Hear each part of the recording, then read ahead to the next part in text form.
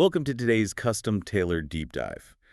We are just absolutely thrilled to have you here with us. Yeah, thanks for tuning in. We've got a really great stack of sources to go through with you today. We really do. It's a fascinating cross-section of linguistic research and, well, practical application. Definitely. We're looking at a 2025 Euro Global Journal study that focuses on reading strategies, plus some newly released data on language learning efficiency from Reply. Right, and we're combining that with excerpts from a collection of English beginner short stories and these really practical handbooks that tackle phrasal verbs and travel phrases. Yeah, and I know placing academic methodology journals right next to sci-fi short stories and pop culture vocabulary guides might seem, A bit disjointed. yeah, disjointed at first glance, but there is a very distinct, deliberate thread running through all of this data. There absolutely is. And our mission for this deep dive is to isolate that thread.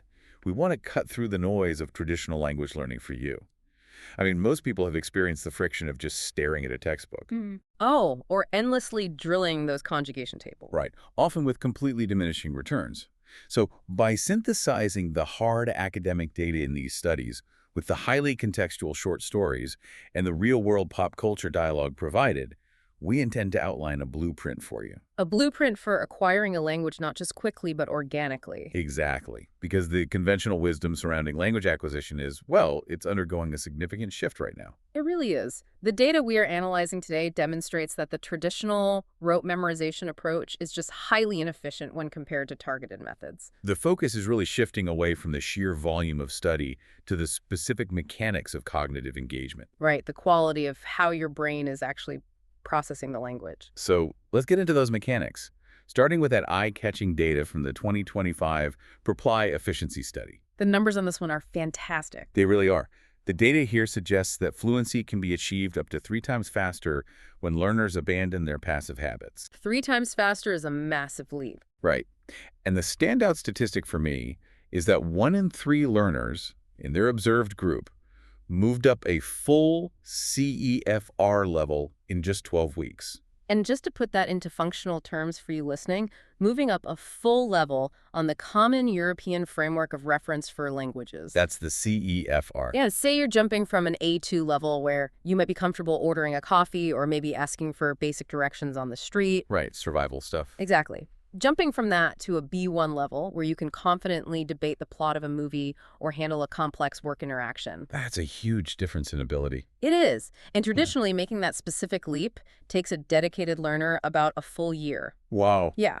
So condensing that leap into a 12-week window is a massive acceleration. And the source data attributes this primarily to a shift away from passive absorption. Toward what the researchers categorize as active listening. Precisely. Active listening is the key here. Now, that concept makes intuitive sense to me.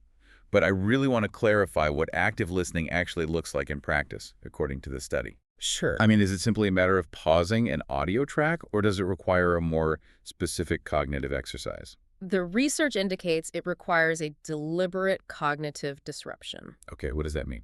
It means you cannot simply play target language podcast in the background while you say, wash the dishes, and expect to just absorb the syntax. Right, the whole osmosis myth. Exactly. Active listening, as defined here, involves pausing the input to mentally synthesize and summarize the speaker's main points. Ah, so you're actively engaging with the meaning. Yes. And furthermore, the sources emphasize a highly tangible requirement. You have to physically write down new vocabulary. Physically write it down. The data is unequivocal on this point. If a learner encounters an unfamiliar term and does not record it, Either on a physical notepad or in a dedicated app. right. If they don't do that, the likelihood of that word migrating into long-term memory drops precipitously. The physical act of recording forces a neurological encoding process. A process that passive listening just entirely bypasses. But wait, I have to question the practicality of that. Doesn't stopping to write down every single new word completely ruin the flow of whatever you are listening to or reading? It's a great question. I mean, how do these successful learners in this study balance that interruption without getting incredibly frustrated and just quitting? That is the crucial tension in language learning, and the sources address it by identifying the sweet spot between frustration and engagement. The sweet spot. Yeah, the core insight here isn't just about maximizing the volume of input you get, it is about managing input friction. Friction, meaning how hard it is to get through the material. Right. If you start for every single word, the friction is way too high, you lose the narrative thread entirely. You're just reading a dictionary at that point. Exactly. But if you stop for nothing, the friction is too low and you retain nothing. So what did the successful 12-week group do? They learned to identify high-value vocabulary, Hmm. words that repeated frequently, or words that were clearly load-bearing for the sentence's overall meaning. They only paused for those. That makes a lot of sense. And that idea of managing friction transitions perfectly into the core foundation of language acquisition discussed in our next source. Reading. Yes, reading. The 2025 Euro Global Journal study makes a really compelling case that not all reading strategies produce the same cognitive results. The methodology of this study is quite robust, actually. They tracked 120 intermediate foreign language learners. And they divided them into a control group and 3 experimental groups, right? Yes, to test 3 distinct reading strategies: intensive reading, extensive reading, and interactive reading. And every single experimental group demonstrated significant improvements over the control. They did, but the specific areas of improvement are what we really need to focus on today. Okay, let's break down the mechanics of those 3 strategies, starting with intensive reading. The study defines this as really drilling down into a text. Right, analyzing the grammatical structures, parsing the exact meanings of unfamiliar vocabulary. And the data shows this specific group achieved the absolute most significant gains in vocabulary acquisition. Which aligns perfectly with the active encoding we just discussed. Intensive reading is a high-friction environment. By analyzing a text with a magnifying glass, basically, the learner is forcing their brain to grapple with the nuts and bolts of the language. Right. However, the study balances this with the findings from the extensive reading group. This is where it gets really interesting. Extensive reading involves consuming large amounts of text for general comprehension and pleasure, explicitly without stopping to define every unknown word. And the data proved this strategy was the most effective for improving overall reading fluency. It helps you internalize the natural rhythm and flow of the target language. So intensive is for the building blocks, and extensive is for the flow. Exactly. And then there was the third group, the utilized interactive reading. The study describes this as engaging in social dialogue about the text. Right, debating the themes, sharing reactions, discussing the narrative with other people. And the most vital finding from this group wasn't necessarily a metric of vocabulary size. It was that they exhibited the highest levels of sustained learner motivation. And that motivation metric simply cannot be overstated. Social interaction serves as a potent catalyst for language retention. Definitely. But to understand the underlying mechanism of why reading in general is vastly superior to, say, isolated flashcard drills, the research points us toward Stephen Krashen's input hypothesis. Right, Krashen. He theorized that language acquisition occurs optimally when a learner is exposed to comprehensible input. Comprehensible input. Just to clarify for you listening, comprehensible input essentially means consuming language that sits just slightly above your current level of competence. Yes. You understand the broad strokes of the context, but there are unknown elements woven in that you have to decode using that context. Exactly. If we use a physical analogy, it's very much like strength training. Oh, I like that comparison. Yeah, you require a weight that is just slightly heavier than your baseline comfort level to force a muscular adaptation. Right. If the weight is too light, no growth occurs. And if it is too heavy, the system fails entirely. You drop the bar. Makes perfect sense. Comprehensible input provides that precise, incremental cognitive load. Reading a continuous narrative provides contextual clues naturally. It teaches cultural nuance and grammatical structure organically. Whereas isolated drills provide zero context. Which brings us directly to the application of this theory in the provided source materials. We have this collection of short stories designed specifically for beginner to intermediate learners. And usually educational materials engineered for this demographic are, frankly, painfully dry. Oh, absolutely. Just highly utilitarian sentences lacking any narrative drive whatsoever. The boy has a red ball. That kind of thing. Right. But these texts leverage bizarre, dramatic plots to maintain reader engagement. It is a deliberate and highly effective application of the extensive reading strategy we just talked about.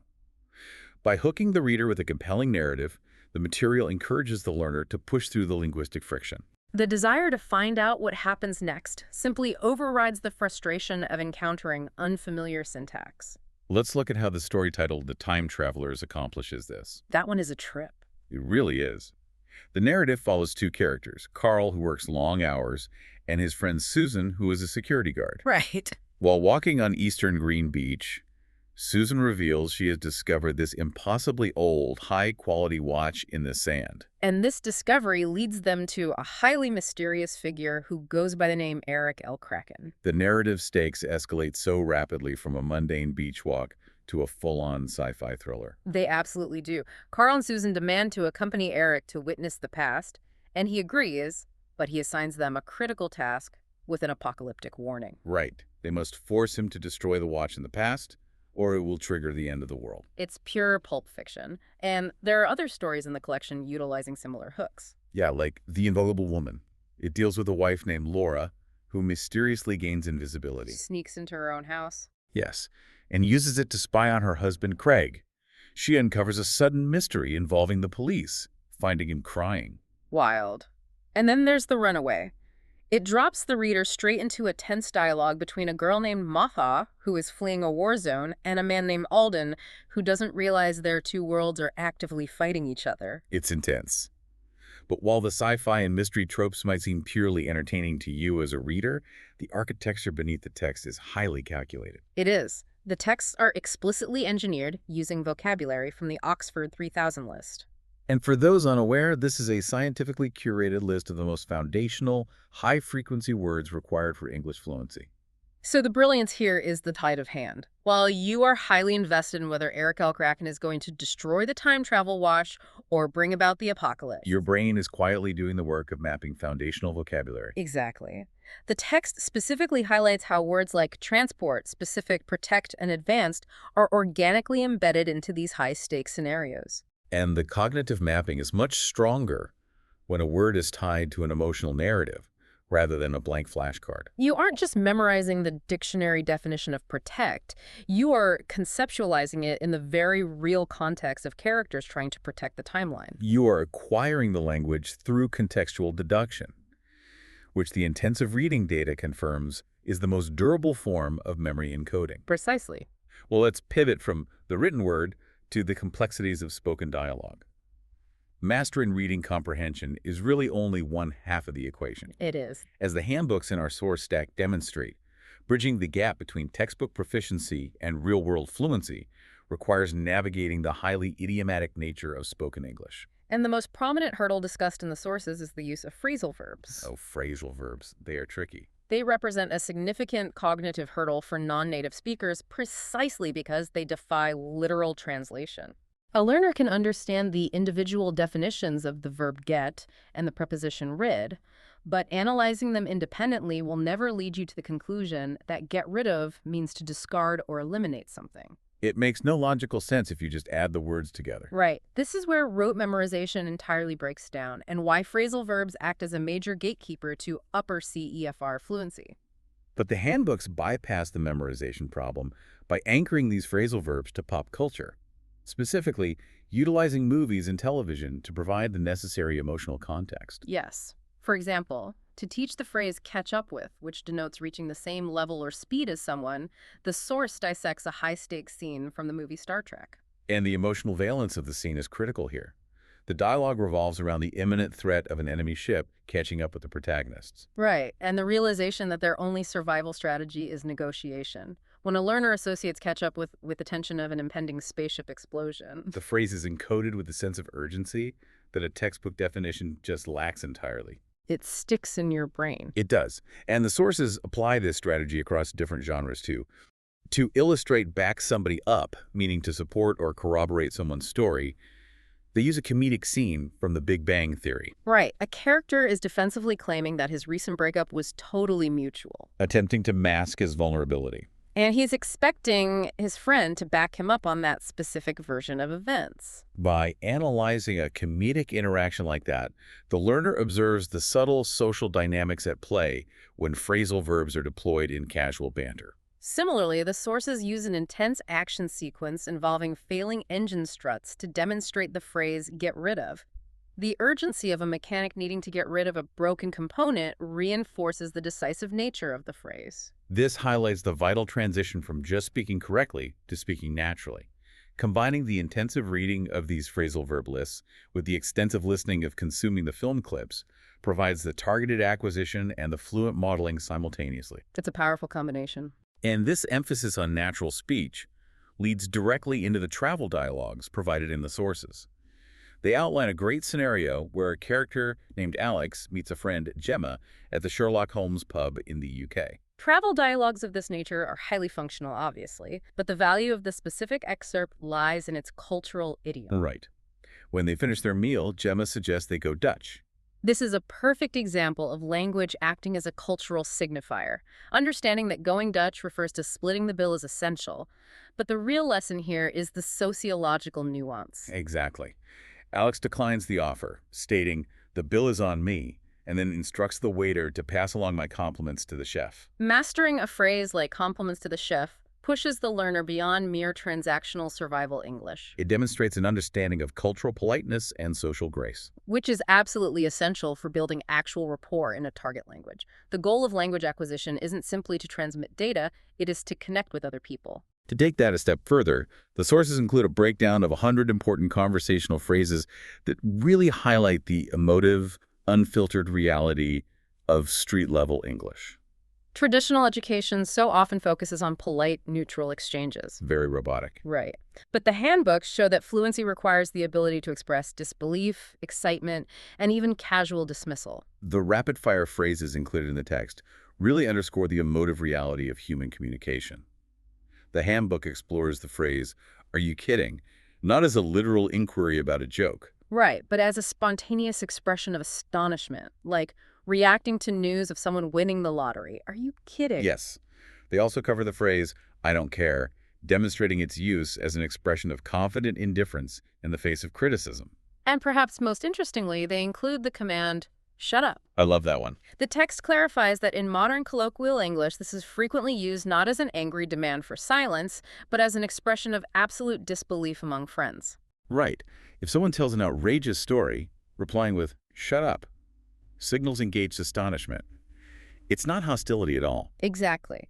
Understanding that inversion of meaning is a true hallmark of fluency. It really is. Yeah. So if we synthesize all of this, the data from the Euroglobal Journal, the Preplay efficiency metrics, the Oxford 3000 mapping and the short stories, and these idiomatic handbooks, a really cohesive methodology emerges. It does. Achieving rapid, durable fluency requires abandoning the illusion of passive absorption. It demands an active tracking system to ensure new vocabulary is physically recorded and cognitively encoded. It requires a balanced application of intensive reading to dissect the mechanics of the language and expensive reading to internalize its natural rhythm. And most crucially, it requires a continuous search for comprehensible input. You, as the learner, must actively seek out high-interest contexts. Whether that is parsing the sci-fi stakes of Eric L. Kraken's Time Travel Watch or decoding the social maneuvering in a sitcom. Contexts that provide just enough linguistic friction to force adaptation without extinguishing your motivation.